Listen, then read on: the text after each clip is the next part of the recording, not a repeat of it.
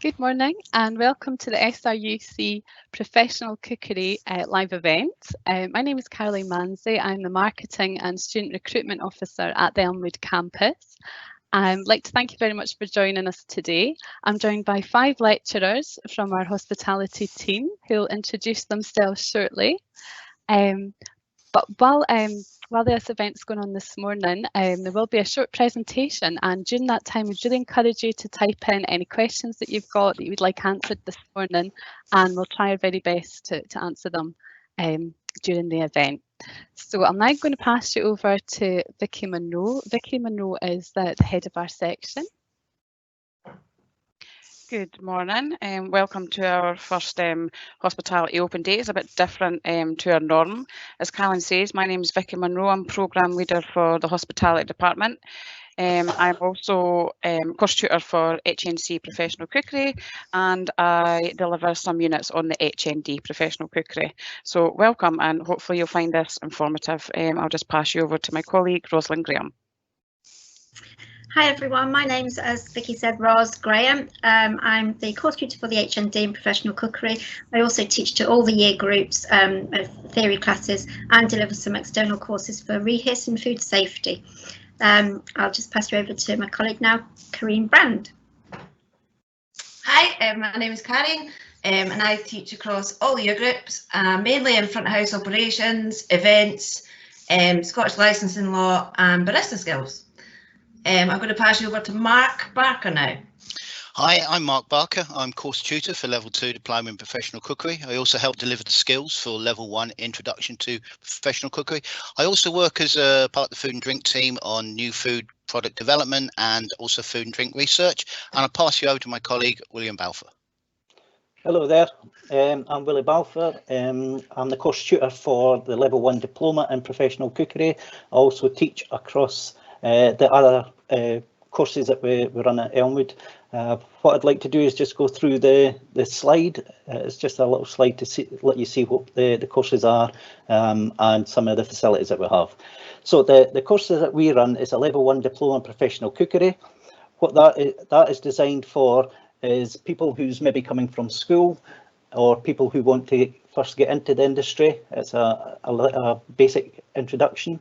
That leads on to a Level 2. That's for people that's progressing from a Level 1 on a Level 2. Maybe somebody could join that if they've actually got some experience in industry, taking their skills forward. And then we have our HNC, HND. That's more for people who want to be in a supervisory role, a management role, or maybe even consider starting up their own business.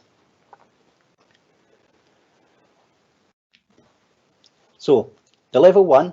This is a little bit of course content. I'll just go through it briefly, what's actually involved with a Level 1 diploma. We have a practical skills kitchen where you learn all about the different food groups, how to cook them, how to prepare them, presentation skills, accompaniments, whether it be garnish, sauces, etc.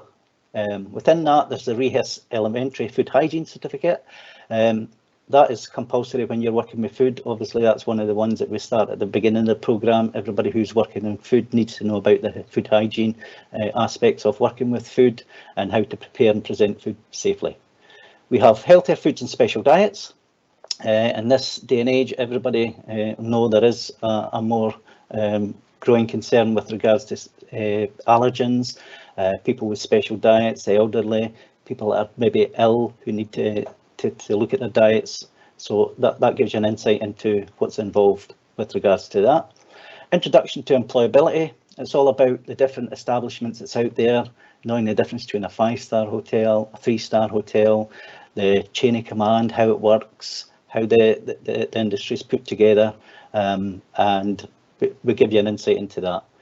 Introduction to health and safety. Paramount when you're in a busy environment within the hospitality industry, working with large equipment, small equipment.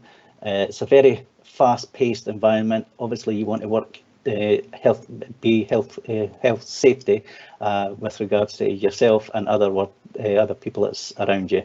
Front of house operations. this is not just to try and train you to be a waiter or a sommelier, but you've got to understand the bigger scope of what's involved in a hospitality operations from front of house all the way through to work as part of a team. Hospitality events, that leads on to organising within small groups an event of your choosing. You plan it, organise it, you make the menus, do the recipes, and it's open to the members of the public in our training ration, and it's you as part of your team working together to produce an event. I'll pass you over to my colleague Mark, and he'll give you a little insight into level 2. Okay, cheers, Wally, for that. So the level two diploma looks more at the ingredients rather than the cookery process. Although the processes still play an important part, the focus is on the ingredients, not only the preparation cookery, but the functionality of the ingredients as well. 10 basic areas covered are stock, soups and sauces, fruit and vegetables, meat and offal, poultry, fish and shellfish, rice, pasta, grains and egg dishes, hot and cold desserts, paste products, cakes, biscuits and sponges, and fermented dough products. We also look at the employability, as you have done in level 1 employability in hospitality and catering industry. Again, further drilling down into options that are available for you within the whole food and drink sector. Again, more work on healthier foods, special diets. Again, looking at the nutritional content, looking at nutritional aspects of foods. Food safety is covered again, and also you make a first introduction into catering operations. So again, it's basic kitchen design, planning, cut structure of kitchen brigades, basic menu writing, recipe writing and basic costings. There's also elements on health and safety, rehids food hygiene, and you also, as part of the level 2, you do an additional level 2 award in barista skills. There are 8 practical B tasks to do, 10 closed book underpinning knowledge question papers and 2 synoptic assessments, 1 3-hour pastry and 1 5-hour hot and cold kitchen. Okay. The level 2 is a great stepping stone onto the next part, which is Willie's going to explain, which is HNC, HND, professional cookery. Thanks, Mark. Yeah, so first of all, we start off with our HNC. We'll have the hospitality supervisions. It's understand the skills required for a supervisor within the hospitality industry. You'll plan, deliver a training activity of your choice. You'll plan, deliver and evaluate a supervisory activity within a hospitality environment. Sweets and desserts, well, that speaks for itself. You'll learn all about the different desserts, how to make them, the different accompaniments, whether it be ice creams, parfaits, sorbets. You'll learn about the mousses, pastries. So it covers a huge range of sweets and desserts or finishes and the finishing processes. We have hot and cold kitchen. Now, these are 2 separate units. One's hot kitchen, one's cold kitchen. Cold kitchen's your larder, hot kitchen is what we do in the restaurant service. It's learning about your butchery skills, fish filleting skills, working with shellfish, game, and then taking it onto the hot kitchen is where you'll actually cook it for a restaurant environment. We're 40-seater restaurant, so obviously you'll be taking charge of that, and that's assessed by an assessment where you have to lead the team. You'll come up with a menu, you'll come up with the recipes, and you'll take that step forward with regards to running a kitchen as a head chef. We have food classification. Now, this is a theory-based activity.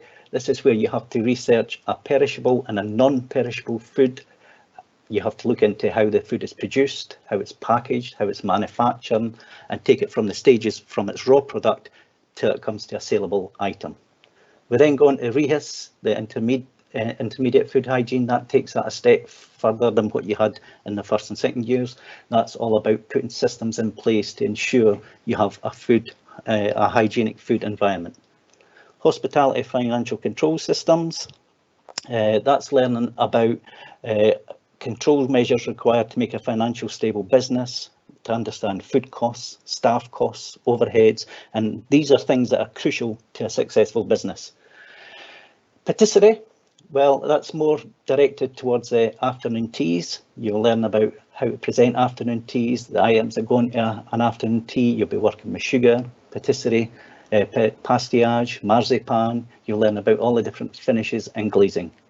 Then we go on to our Scottish licensing law.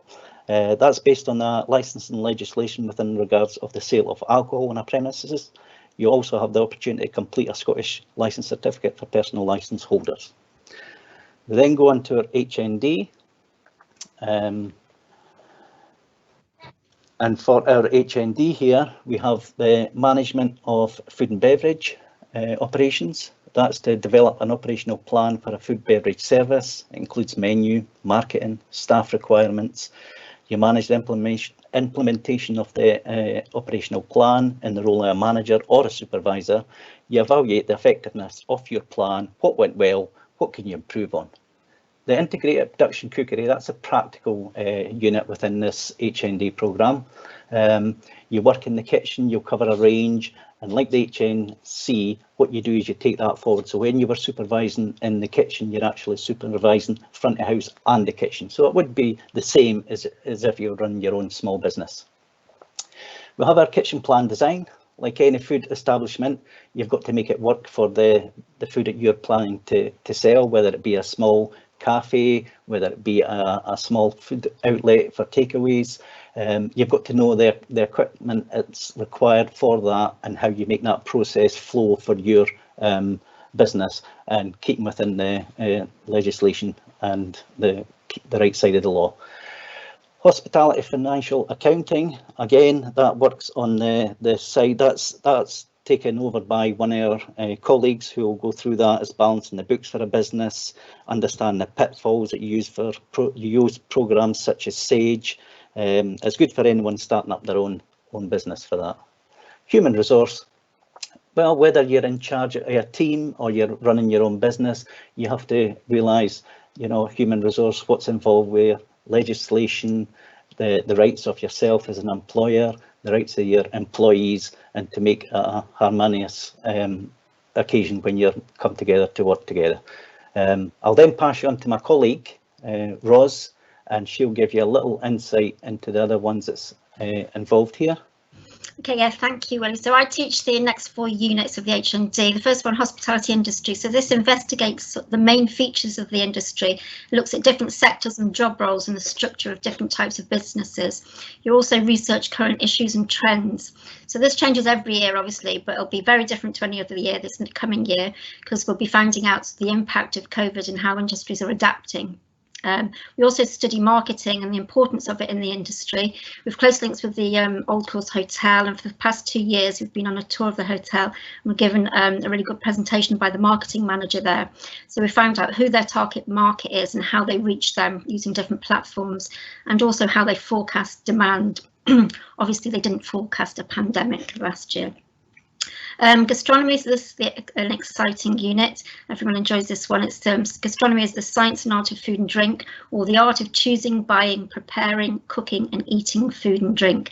So we look at different types of service and menus, look at what factors are considered when menu planning.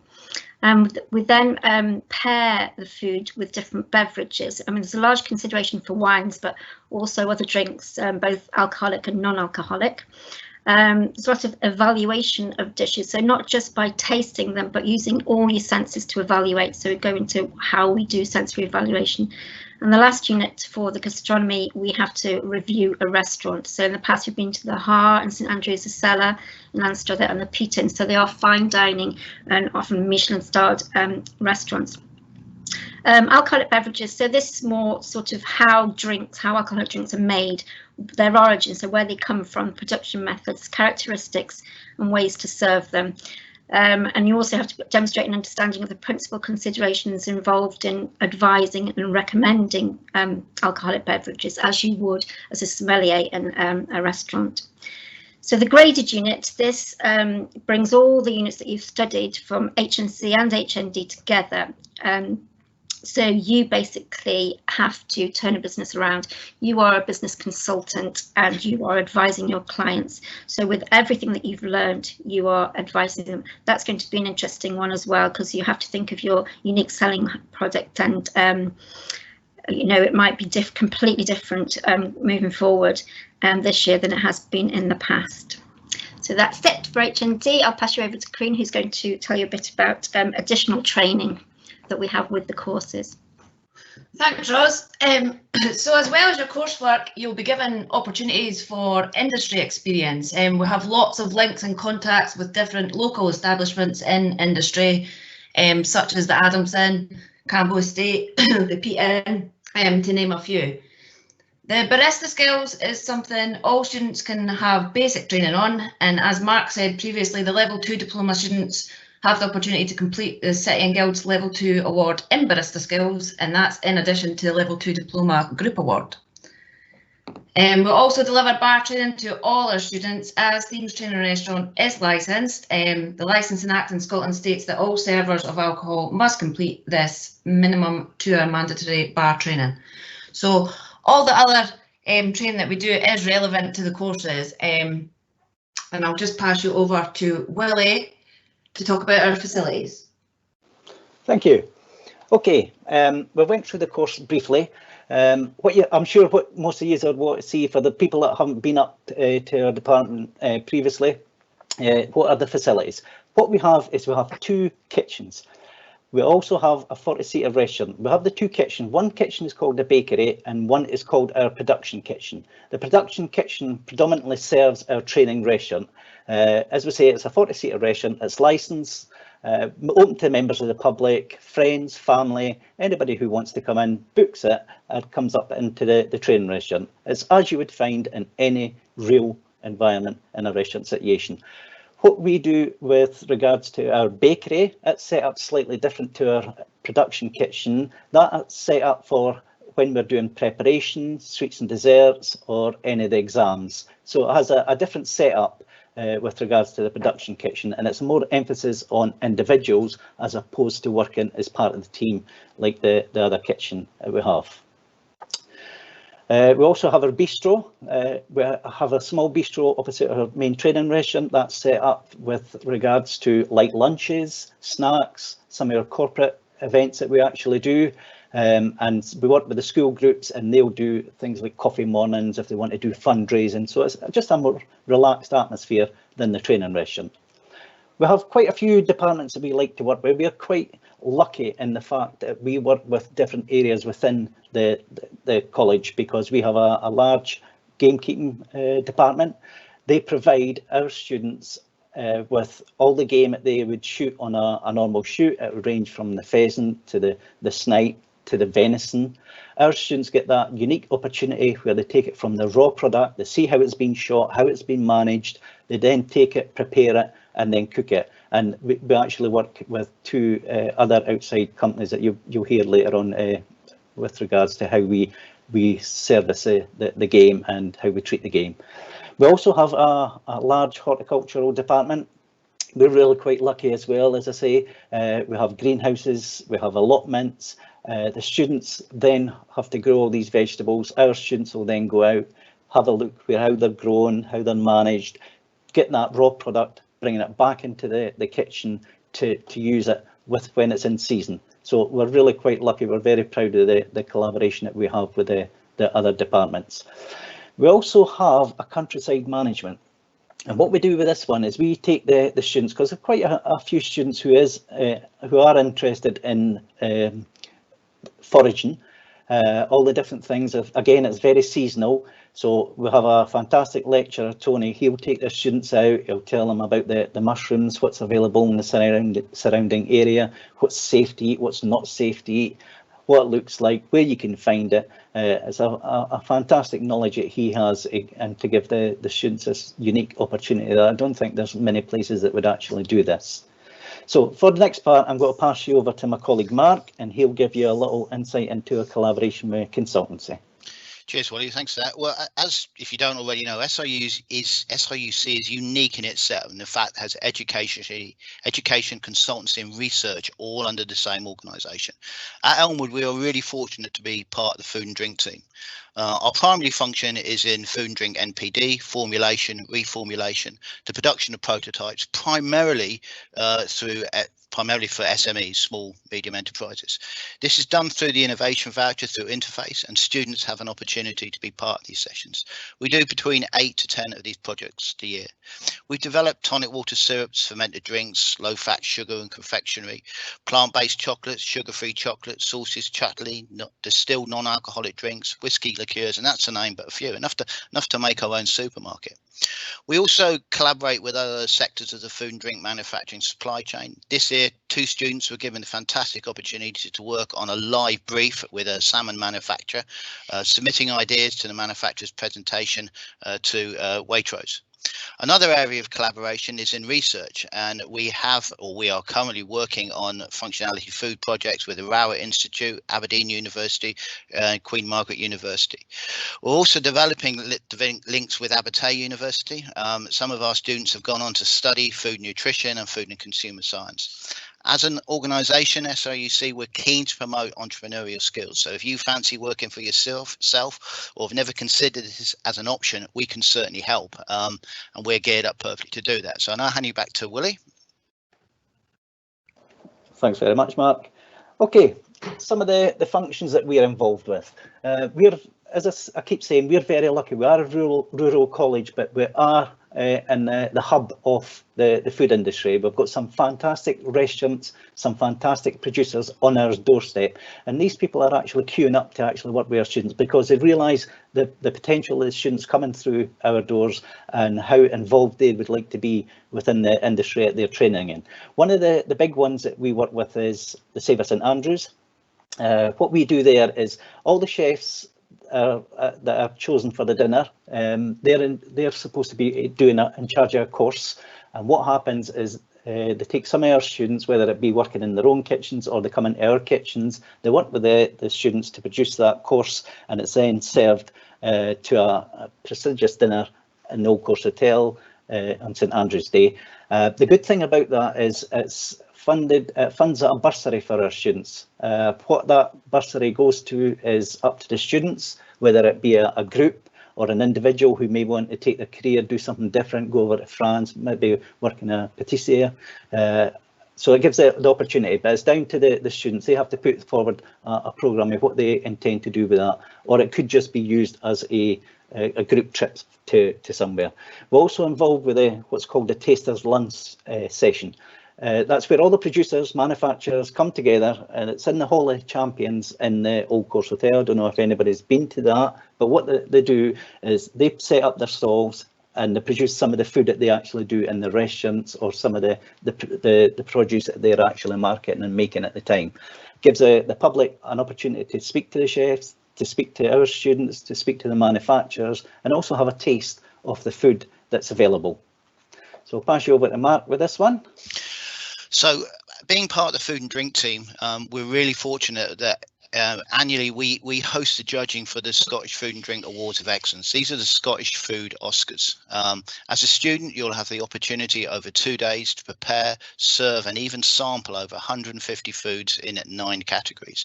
You'll get the opportunity to meet the judges, very well respected people throughout the food and drink industry, and the last judge we had there was Jay Rayner. An amazing opportunity to meet these people, to network, but also a fantastic opportunity to see what an amazing larder Scotland has and the foods that are available to you to buy. Okay, Willie, over to you. Great. So probably some of the things that we actually do, we do try and take the students out the college as well. We're trying to get into the industry, take them around to see all these different avenues that they could go to within their career, take them to different hotels, different restaurants, cafes, different producers, distillers. The list is endless. It's down to the student to actually say, this is where we'd like to see, I'd like to take my career this direction.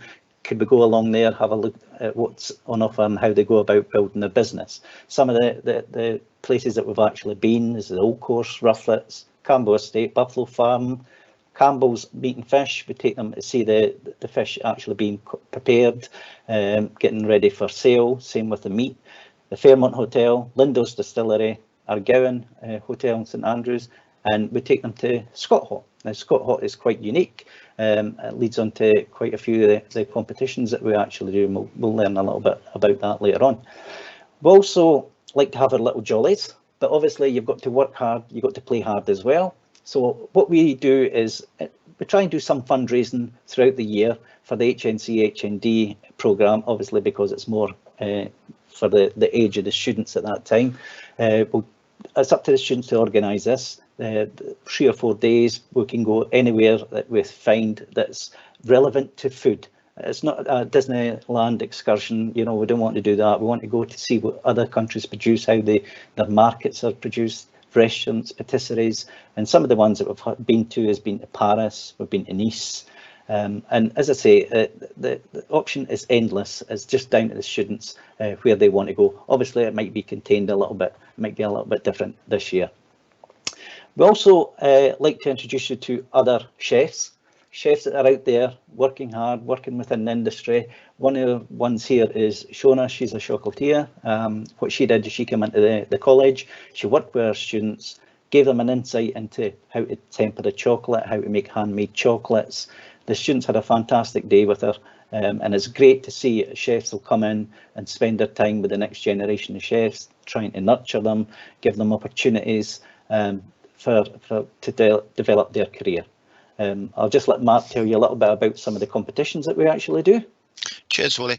Well, at Elmwood, we view competitions as a really important part of the student experience. As a student, you will have the opportunity to enter in-house, local, regional and national competitions, either working as an individual or part of a team, or collaborating with students from other departments such as gamekeeping in a BACS competition. We believe that competitions not only allow you to test your skills against fellow students, they give you the opportunity to develop new skills. It'll help build your confidence. It'll offer you the chance to meet people at the very top of our industry, you know, and as well, you know, if you're really good, then you win some fantastic prizes. You know, it's worth bearing in mind, though, that these competitions, they're student-led. We're there to guide, advise and mentor you. And also worth bearing in mind is we've got a pretty good track record in these competitions as well. So there's no pressure there, is there, Willie? Very good. Excellent. Yeah, so other than that, what we do is we have a student alumni. Now, students, some of the students who may be on here who've seen this and might recognise themselves in some of these pictures, we do consider ourselves a family. Once you leave the college, that doesn't mean to say you don't keep in touch. We keep in touch with most of our students, whether it be them starting up their own business. It could be they've got a product that they're not sure about, or they want some help developing it. They'll always come back to us. It could be something just as simple as a little bit of advice on how to plate something up, or what we think about their particular dish. So we keep in touch with all our students where possible, if they want to keep in touch with us, obviously. But yes, we have a fantastic group of students that's passed through our doors, and it's so lovely to see them actually develop and come back to us and still want to actually speak to us.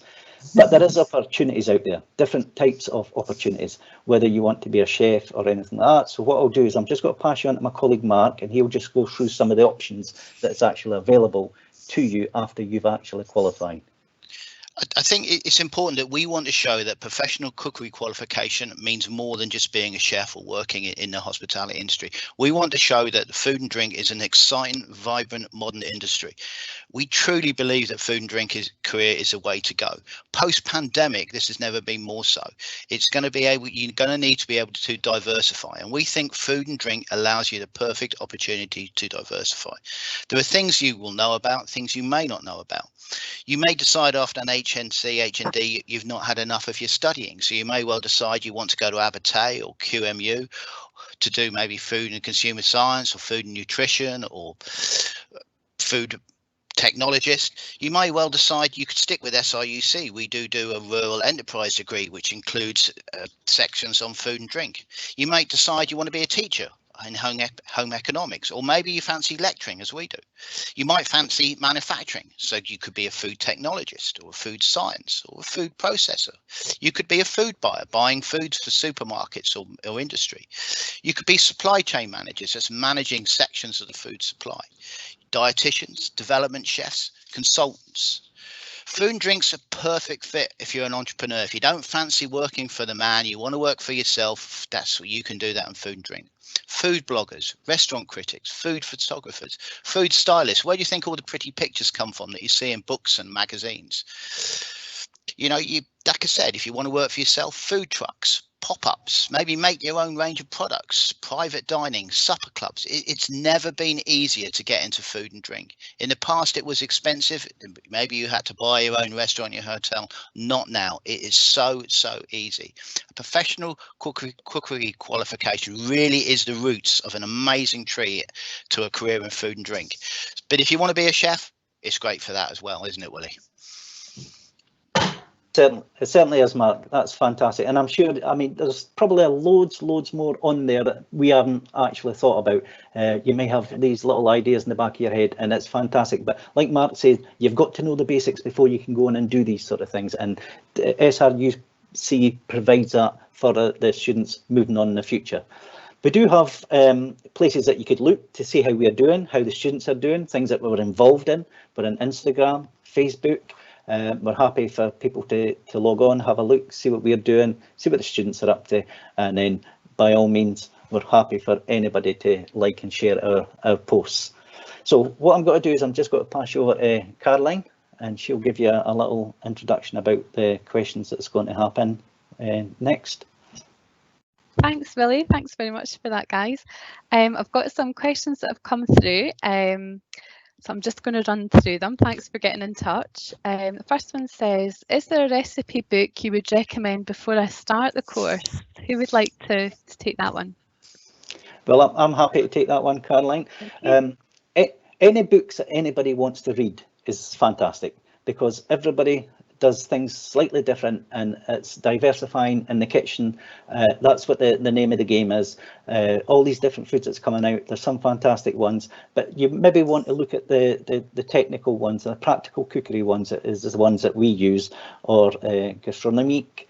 Any of these type of books is fantastic for learning and getting into hospitality. That's great. I'm just going to keep you up there, Willie, because the next one I think is relevant to you as well. Because I know you're really passionate about this area. What is your favourite ingredient to cook or bake with? Well, because we have our departments in-house, I absolutely love working with game. I think it's a fantastic opportunity that most students don't get. Most students will only see it or get the breasts coming in little packets, anything like that, but we actually get to see the product coming in that's raw state, where the students get to actually dress the birds, butcher the venison, and actually cook it to an audience, taking it from its raw state through to the finished product, which is absolutely fantastic. And as I say, there's not many colleges, if any other ones in Scotland, actually have the range that we have available for our students. That's so game for me. I'm game. Thanks, Willie. The next question I've got to do is, will a uniform be provided prior to the start of the course? Yes, we do. Yeah, we'll provide you with your chef whites and also your front of house shirt and that as well. That's great. Hope that clears that question up. And the next one I've got here is, what is your favourite unit to teach? Who would like to answer that one? Karina, have you got a favourite unit? I like doing all the events, anything to do with big events. We've done a VIP event for the opening of the animal care last year, and it was great fun. And it was great to see all the students being involved in it. So yeah, anything to do with any big events, catering events, I like to. I'm happy. Any practical units. I really like the practical units. I like being in the kitchen, as I'm sure Mark does as well. You know, that it's a fantastic environment. It's a great buzz. It's realistic. It's as good as you can get, and I love any practical units, any of them at all. It might even be sweets and desserts. I love that as well, believe it or not. I think I draw the line under sweets and desserts. I wouldn't go that far, but I'll go for. I don't like the sticky stuff, so anything apart from the sticky sweet stuff, I'll do. I'm quite happy doing. What about you, Rose? Do you have a favourite unit? I think I said in my talk about the units, I love the gastronomy unit because well, it's really exciting. Everyone's always really passionate about that unit. But I also like my food safety units, I have to say. I know everyone else but I see her, it's fascinating and I really enjoy teaching. What about you, Vicky? Do you have a favourite? Well, when I do get the chance, I do like, as the boys said, to get in the kitchen and get whites on, but that's not very often, obviously in the role that I'm in. But obviously sweets and desserts, patisserie, and I do like doing the hospitality supervisions as well, looking at, you know, the different aspects of supervisory role and leading the team, and, you know, how that's actually implemented as well. So yeah. That's great. The next question is about timetabling. How many days can we expect to be in college? I'll answer that if you want. So obviously moving forward with COVID, there is plans being put in place for, you know, induction and stuff for online. So I mean, I think they're going to have an online induction the week of the 21st of September, which if you are interested, obviously you'll be sent all that information, and then the course is due to start on the 28th of September. Obviously, depending on how the restrictions look will deter how often you're actually in a practical class, and obviously we're going to be doing a mix of blended learning as well as obviously practical. We hope, if things go our way and obviously senior management and the Scottish Government allow it, through health and safety risk assessments and stuff, that we are going to be on campus at least one day a week for full practicals. That's if all goes well, obviously with lockdown and stuff. So, and that's for each year group. That's great. Thanks for that, Vicky. Well, that brings our questions to a close there. Thanks very much if you did get in touch this morning, and we hope you found this event useful. Just to let you know that I'll be following up over the next couple of weeks with a link to our recorded version of this if there's anything you want to watch again.